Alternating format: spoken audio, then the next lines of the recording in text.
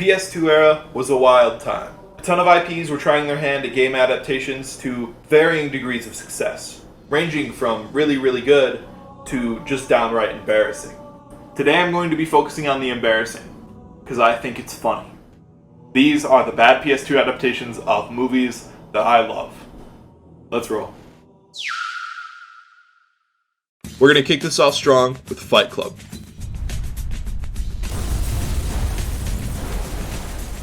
This is definitely one of the worst of the bunch. If you haven't seen the movie or read the book, Fight Club sounds like it's going to be a dumb, late 90s, testosterone-filled action flick about some underdog fighter rising through the ranks in some sort of fight club, where he triumphs against the big bad guy at the end. But if you've seen it, you'd know that Fight Club is actually a profound piece that criticizes and reflects on self-identity, masculinity, and the concepts of consumer culture and capitalism. The Fight Club is going on almost in the background, as it explodes into this all-encompassing anarchistic movement with spiraling insanity and extremism. It is thought-provoking, raw, and not really about a fight club at all. And that's the point. But the video game adaptation is just a really shitty Tekken clone.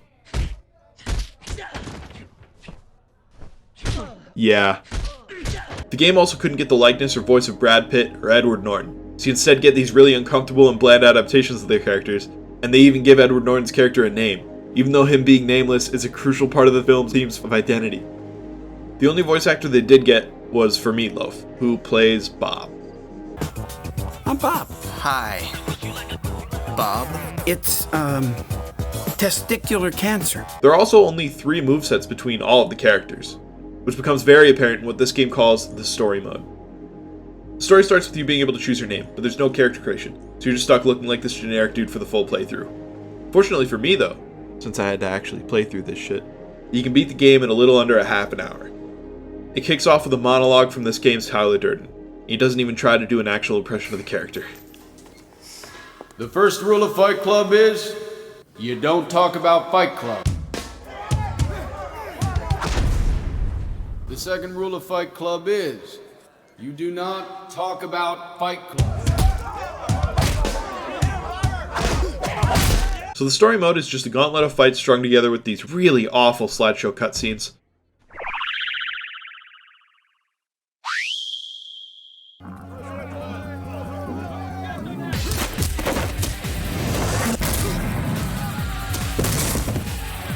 Okay, who's in charge here? Okay. Let's see what you got.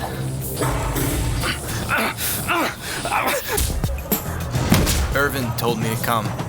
I'm looking for Tyler Durden. Check inside. Fuck you. I can remember that. And fuck you too, pretty boy. What are you looking at? I'm looking for Tyler Durden. I want to join the club. Yeah, fuck off. Also, the only time that any dialogue plays is during those cutscenes, so you get these awkward moments like this.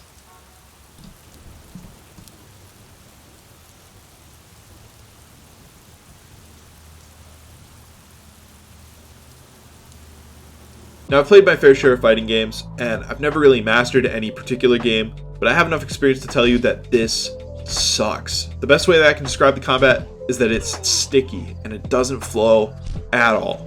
But the biggest problem with this game's combat system is that there are no combos, not one. No button combination chains together unless you're pressing the same button a few times in a row. And that's fine in a hack and slash game, but not in a one-on-one arcade arena fighter. One of the oddest things about this game is the inclusion of a tap out feature. It's just an automatic forfeit that you can do whenever to instantly lose whatever fight you're on. Our fathers were models for God. If our fathers failed, what does that tell you about God? Listen to me. You have to consider the possibility that God does not like you. He never wanted you. In all probability, he hates you. And at the end, after you've bested every fighter in the game, you're rewarded with a brand new playable character. Fred fucking Durst. This is surprisingly fitting in this brain-dead, tasteless, and overall embarrassing game, but not fitting at all in connection to the film, what it stands for. If there's one word to describe the PS2 game based on the movie, it is shallow. In every sense of the word, this game is shallow. From its combat, to its abandonment of themes from the film it's based on, this is as bad as video game adaptations go. I would go as far as to say this game is disrespectful to its source material, and it stings all the more because I love the movie and the way it handles powerful concepts.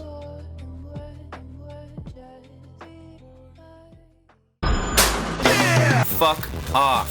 Fuck off. Fuck off. This next one up is Scarface, The World Is Yours. Everybody knows about this movie's infamous finale, where Tony, spoilers Montana, is killed by an assassin who sneaks up behind him during an iconic shootout, riddled with quotable lines. Okay.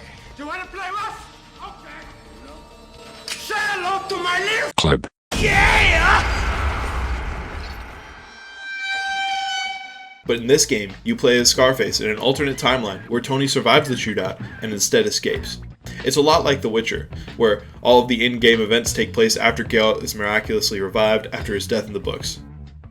It's a wacky concept, but leaving the restrictions of events that take place in an adaptation source material can leave a ton of freedom to the developers to make something fun. And they almost even succeeded with this game. Being set in Miami in the 80s in a crime-influenced open-world third-person shooter, Scarface, The World Is Yours has been heavily compared to Grand Theft Auto Vice City. The games even feel very similar, and stylistically match in many ways. Vice City came out 4 years before this game though, so it would be understandable to think that this game is ripping off Vice City. But it's hard for me to agree with that sentiment, because Scarface was a direct inspiration for Vice City's themes, stories, settings, and color palette. This game had a ton of great voice talent. They even managed to get Ice-T, Bam Margera, Ricky Gervais, and even Cheech and Chong to play various characters in the game. Al Pacino, however, didn't have the time to record voice lines for the main character of the game, so they used a combination of both lines ripped straight from the film, as well as additional voice acting done by Andre Soglioso, who was personally selected by Pacino himself to take over his role as Scarface. And he does a pretty good job. Mr. Montana? Jesus Christ, I thought you were dead. You writing a fucking book or what? No, I just... Do you know how hard it's been to get any good coke around here? That's not to say the dialogue they had written for these characters were actually any good. Hey, baby, you got it where it counts. Are you for real? Sure, I'm real. Look at me. I'm right here, baby. Everything you ever dream about. You some kind of retard? Rita, what's that? Dialogue, especially with roaming NPCs, is often awkward and bad. But just because something is bad doesn't mean that it can't be entertaining. I like your moves, honey. You remind me of my mama. Your mother was a dancer? No, just remind me of why I didn't stay home with her much. You didn't like your mother? Fuck you, talk about my mother. I love my mama. Oh, no, I didn't mean... Just shut the fuck up and dance some more, okay? I want to see those ham hocks bounce. Oh, you're making me so wet. Got any blow? I thought most of these lines were funny, not because they're cleverly written or that being funny was the original intention, but they just are.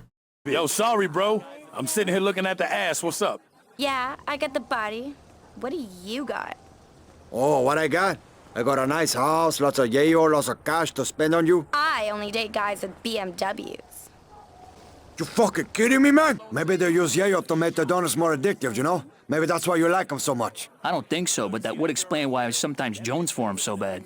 Fuck, do you think I'm addicted? Tony also has the most insane idle animation I've ever seen.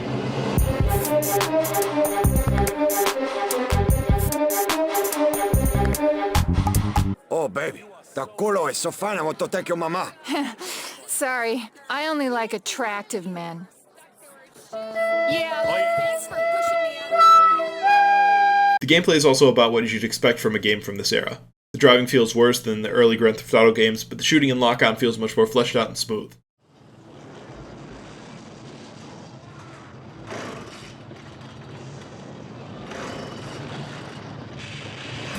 I used to get video games from a local pawn shop when I was a kid, and I saw this there all the time, but I never picked it up. I'm sure if I got it as a kid, I would have loved it though. I even had some fun while playing, but I haven't mentioned this game's most glaring issue yet. Bugs, glitches, and broken mechanics, oh my. This game is chock full of them, and in a time before games were regularly patched, this was a death sentence for any game's legacy. There's also this infamous footage of the game's models moving around and playing out a cutscene without body animations, which I find hilarious, and apparently it's pretty common. Okay, I'll play with you. You wanna play red? Say hello to my little friend! Scarface, The World Is Yours is now remembered as a buggy GTA clone. But as far as GTA clones go, this game isn't the worst.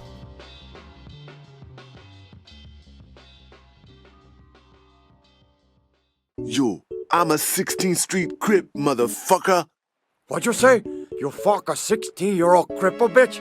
Hey, I don't need that shit in my life, okay?